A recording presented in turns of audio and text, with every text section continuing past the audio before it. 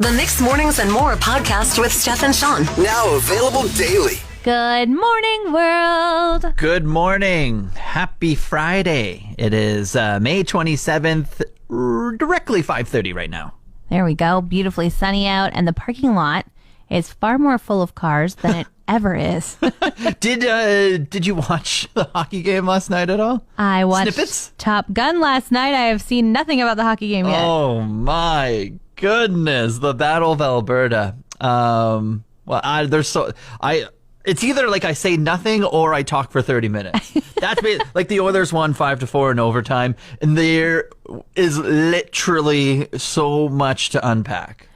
I don't even know what Give me two highlights, Shawn. Tell me two things. Okay, we'll say this. Steph, was it a kick or not? Was it a kick? Was it a kick? Yes or no? Yes. Oh, you think it was a kick? I don't know what a kick is. Oh, well, you said yeah. You thought it was a kick. Shawn, you're supposed to be educating me so that I can sound really smart when I'm out and about with all the people who did watch the Oilers game. And now I have no idea what a kick is. What do you mean? Okay. Well, if you thought it was a kick, that means you think the Flames probably should have won the game then. They had a goal that was disallowed in the third period with like 6 minutes left. The whole internet or all of Calgary is just really, really, really upset right now. But needless to say, Oilers are on to the next round for the first time since like 2006. And everyone's very happy down there in Edmonton. I'm sure a lot of people up here. I made a Facebook post yesterday, Steph, last night after the game. Yeah. The Oilers are obsessed with the song La Bamba because it's their victory song. So basically when the final whistle plays, if they win the game, they play La Bamba. So I asked last night, should like this post if we should play it. Over 100 likes. So you know what that means? We're going to play it? Play La Bamba. Give the Flames Sam some nightmares? Yeah. 5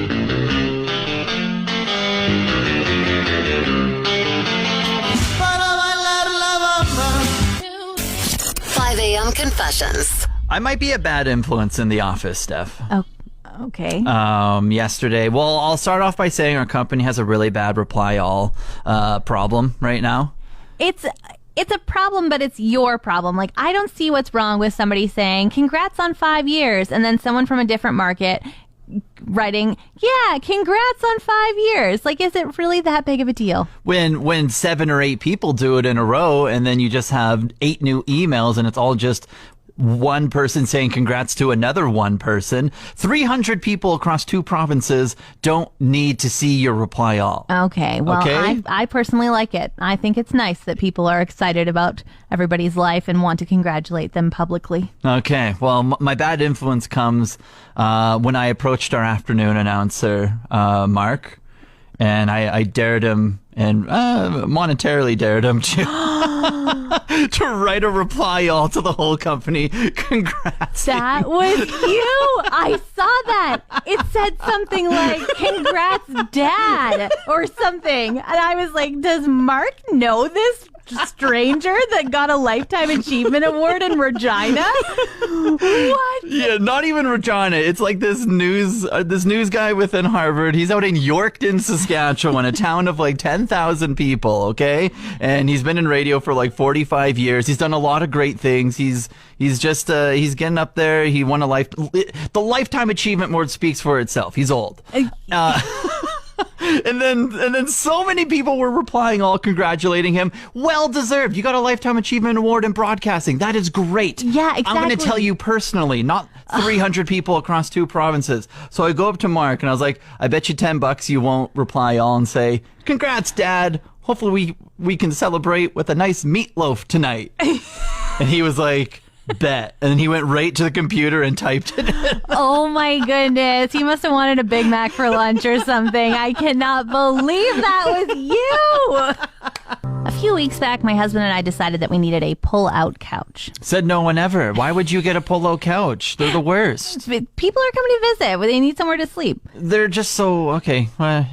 Did you find the pull-out couches? Okay, here's the deal. There's like a 2-month wait list if you should want to order a brand new pull-out couch. Really? Yeah, apparently they're a hot commodity, Shawn. Maybe I'm alone in my thoughts here. Yeah, you said no one ever, said lots of people. And so that gave us a little bit of fear, like, oh my gosh, what if we don't get one in time? And so somebody was selling one on Facebook that just didn't look great. and it came with a love seat. So it was a pull-out couch and a love seat. My husband went to go pick it up. One of their animals like defecated on the floor right in front of the couch while he was there. All right. Welcome to my palace. Yeah. And he ended up buying it, which I was like really surprised with. And I wasn't going to buy it, but then your dog did that, and I was sold. I know. I think he just got scared that we weren't going to get one. And so he brings this thing home, and we, like, deodorize it. And I'm just looking at it like, how could you possibly, like, was it dark in there? Like, it's very dirty. And I just, like, can't fathom saying, hey, here's your bed for the night. You want to sleep on this couch. So I've been trying to gently say, maybe we should keep looking. Oh, you want more pull-out couches? Well, we did find another one. Now, this one looks brand new, beautiful. So we picked it up the night before last. It's awesome. Now I have a love seat and a ugly pull-out couch that are very dirty. And then I have this brand new one. And then last night, he was like, oh, have you seen this pull-out couch on Marketplace? And I was like, oh, wow, that one's really nice, too. On it. No, it like is actually almost brand new too. So we went and bought that one as well. So now I have 4 pull-out couches, and we're gonna have some up for sale. So make sure if you're in the market, one of those 2-month wait list people. The one that's dirty, it might just get picked up on that new like dump day that they're doing the large pickup items. I think we'll just call the dump for that one. But the other ones, maybe there's a 2-month wait because one person is just buying all the polo couches. No one actually likes them. One person is just buying them all. It finally happened yesterday, Steph. It finally happened. you texted me about it, and I didn't believe you. Yeah. I'm not talking about Oilers or anything. Moving on to the next round. We had a thunderstorm here in Fort McMurray. Yeah, and Shawn texted me at like 4 o'clock and was just like, I just heard thunder. And I was out in Gregoire, and he's up here in Eagle Ridge. And I was just like, nah, I think it was just a loud exhaust driving by your window. You didn't hear thunder yet. We've been talking about this for days. It's not actually ever going to show up. I legit think since last Friday, a week ago, every day Environment Canada was like, it's 60% chance of thunderstorm. Every day it was 60% chance. And then it never happened. And then finally, yesterday, we got our first thunderstorm. Yeah, right around 4 p.m. It was great. I liked it. Okay, but the words thunderstorm just sound so legit. And what happened yesterday was about 4 cracks of thunder and about 10 minutes of rain. Yeah. I saw no lightning. I saw nothing that made me want to like run outside and wash my hair. Like just... What? You're going outside and washing your hair in a thunderstorm? That's what you do in a thunderstorm. You get like if it's a real thunderstorm and it's raining enough, you're like, oh, it's raining enough that I could wash my hair in the rain. Isn't that dangerous? Couldn't you get struck potentially? I mean, there's a risk to everything, Shawn. But everything has its risk. You pick and choose. I'm still waiting on this thunderstorm. I see that the forecast is still saying it might come, so I think Environment Canada isn't counting yesterday's couple thunderclaps. As the storm, even though it was nice to finally know that was thunder coming from the sky and not somebody's exhaust pipe. That's right. I feel like there were a lot of full bars last night watching the Battle of Alberta, a lot of full couches, but the theater was also full last night. Really? Yes. I'm going to sound dumb. What movie came out? Top Gun Maverick. Oh, I've seen like a million commercials for it. That's right. Yeah. Oh my goodness. So there was like a pre-showing on Wednesday, but I had girl guides, couldn't go. My husband loves Top Gun. Like This is like one of his all-time favorite movies. The nostalgia is just so thick. And he was like, okay, well, we have to go on Thursday then. Yeah. So we go to this movie, and I'm nervous for him. Like, I was like, oh my gosh, what if it's bad? Yeah, a remake, more often than not, they don't live up to the hype. But you're saying this one, would you see it again? Absolutely. I would go see it again tonight. Like, really? It was so good. I'm not going to spoil anything. Woo. I'm just going to say that they did it justice. It was amazing. And after the movie, we both went to the washroom, as you do after the movie, and we came out and he said, oh man, I just had a terrifying thought. Uh-oh. And I was like, oh no, what happened? Yeah. And he said, I don't think I'll ever see another movie as good as that one again. I think movies have peaked, and I just watched the last best movie of my life. Was he being serious? He was being serious. It was that good. And I was like, That is terrifying, but you're only 33, so I hope that there are still good movies to come in the rest of our life. Like, no pressure on Avatar, by the way. Like, that's coming out soon. Maybe that'll blow his socks off. 10 years in the making, right there. Have you been into any of the big box stores recently and noticed anything out of the normal stuff? I don't think so. Like just grocery stores or just hardware, whatever. Any of the big box stores? No, everything is like normal as the days go by. So far, now you're making me nervous though. Like maybe I just need to start wearing my glasses to the store. What happened? Maybe. I went in the other 2 weeks in a row. I've seen it. Robots. Just robots up and down the aisles in the stores, just cleaning, carrying products, whatever it may be. Just robots everywhere. Okay, and you're shopping in Fort McMurray and there's a robot here. Okay, what store are you at? So I was in Walmart just not too long ago, and it's this big, it's about the size of like a 4 foot, no, not 4, maybe 3 feet by 6 feet, like table. Okay. Even that might be wrong. I don't know. It's a big robot and it's cleaning the aisles. And it has like a laser on the front of it and it shoots out like 3 feet ahead of it. So I think like if anyone crosses past or needs to walk in front of it, whatever it may be, then it stops. What is this? The Jetsons? Yeah, right. Okay, exactly. That is so true. That's kind of what it resembled. And it was just, I think it was talking a little bit. I don't know. You're kidding. It was very, very weird. And then so I brought this up on social media and then a friend messaged and they said they were in a grocery store. They didn't say what one. And a robot was slowly lurking around and it had products on it like chips and they were on sale. You're kidding. I don't like this. It feels too futuristic to me. And I also feel like these robots probably, like right now, are really expensive. Like they haven't gone down in price yet, being that I haven't seen one.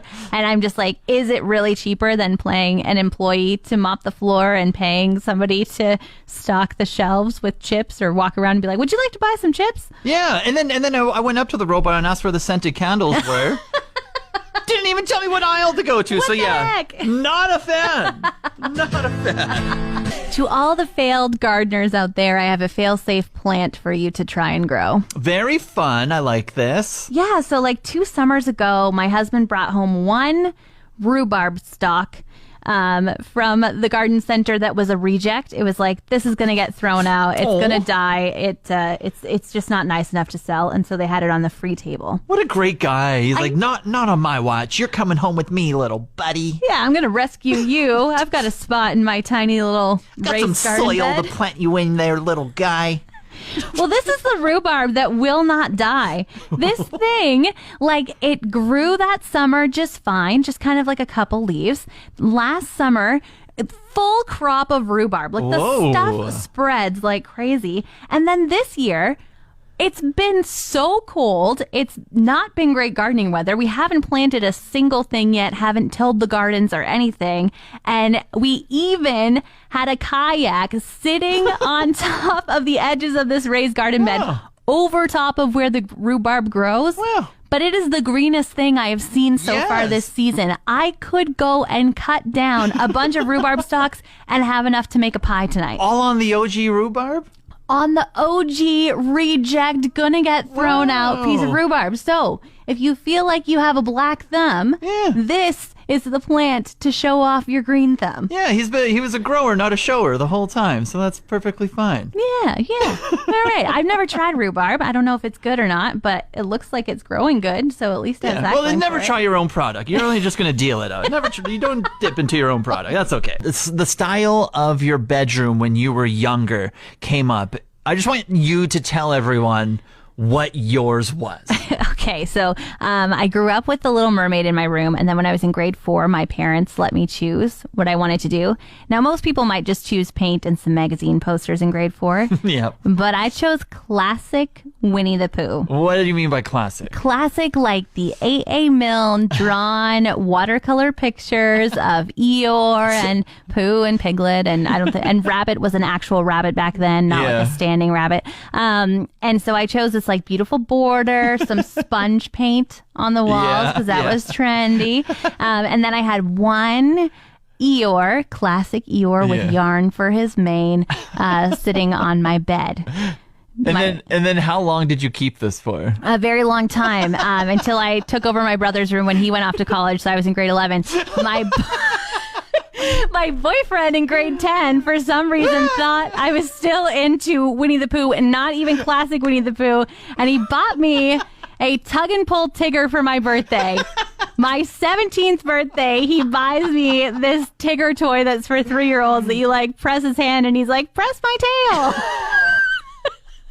It's bad, Shawn. Okay, I love how you're like, he somehow thought I was in when it, and your whole bedroom is like yellow and red and themed. He's like, why would you buy me this? I'm grown adult now. Obviously, I had grown up. Obviously, this was from my younger years. Obviously, I didn't want a 3-year-old's toy.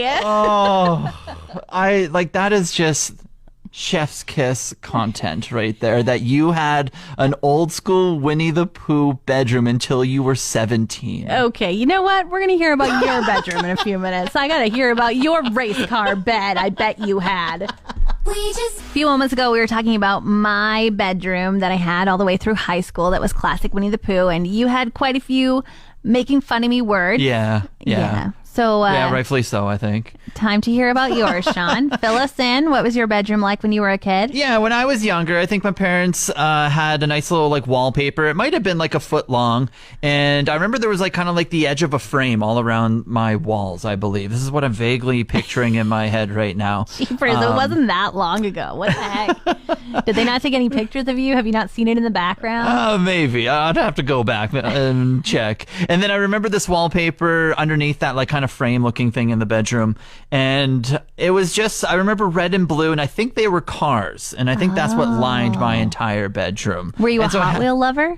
I think I was. I had like the maps and everything. And so I absolutely loved playing on those. And then I turned 6 and then I got rid of it. Excuse you. And what happened after that? What did you switch to? Like navy blue, the whole thing. We got rid of like the frame, the wallpaper, and it was like navy blue. Look at that growing up. This is the saddest story ever. You should have switched to something that was like popular for a 6-year-old. G.I. Joe's, Jurassic Park, something that was like more suited for you for the next 15 years of your life. Well, then I think I had like posters of like on this navy blue wall, and then I think I had like the Blue Jays in there, and I had like Timu Solani from the Ducks, and just a whole bunch of like hockey and baseball and football posters. Okay. So you were like a sticky tack kind of guy. Yeah, I was. Yeah. So now I know Winnie the Pooh for me, unfortunately. No girlfriends buying me like Hot Wheels when I was 22.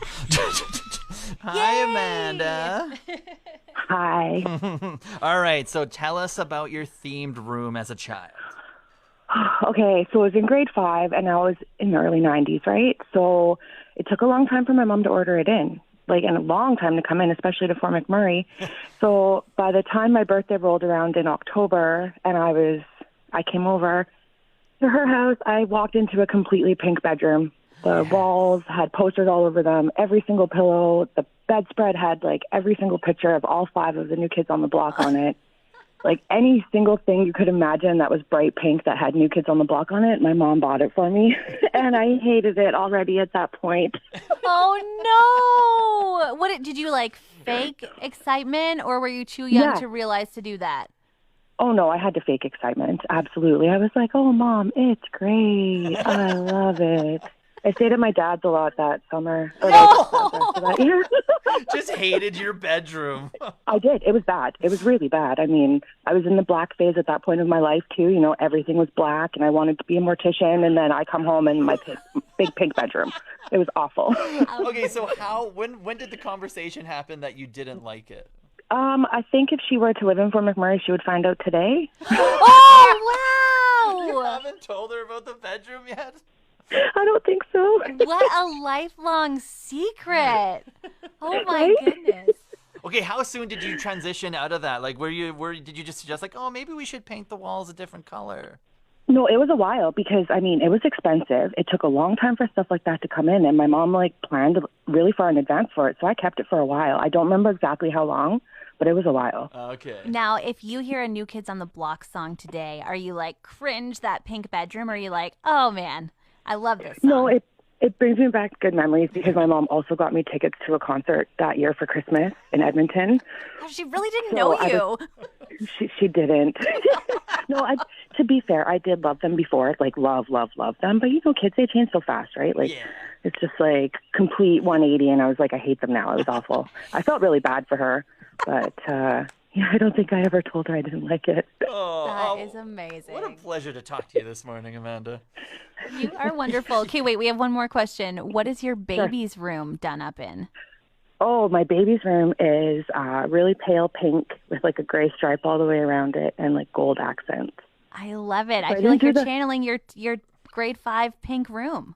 Yeah, well, it's completely different hues. Like this is like a baby pastel-y kind of gorgeous pink, where the other one was like a hot. Amanda, hot your mom neon. thought that hot pink was a gorgeous, great hue of pink. Good. I was waiting for you to say full circle. It's New Kids on the Block everywhere for your child. If I had to go through it, you do too. Exactly right. Hey, she's only 5 months old. I have a lot of time left. There you go. I Lots of can't planning wait. ahead. Please keep us updated throughout the years. Call in anytime.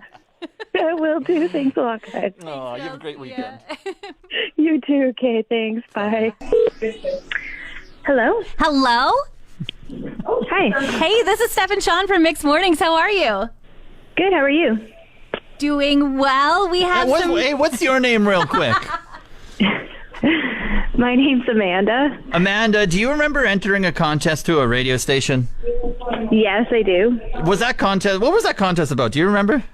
I think it was the storage one. Oh, we have a different one. Sorry. Oh, is it? No, I'm kidding. You just won 6 months of free storage. Oh, cool. You are our 8th person that we have called this morning. The rule was you had to text in and then answer your phone Friday morning, and you're the first person to finally answer us. Oh, no way. Lucky number 8 is what I've always said. Do you got a lot of things to store there? I think so, yeah. We got a full garage of stuff, so. All right. There you go. Well, big Clear up thanks some to Sentinel Storage, because they're going to hook you up with 6 months of free storage. Oh, that's awesome. Want more of today's show? Download the Mixed Mornings and More podcast. Now available every weekday.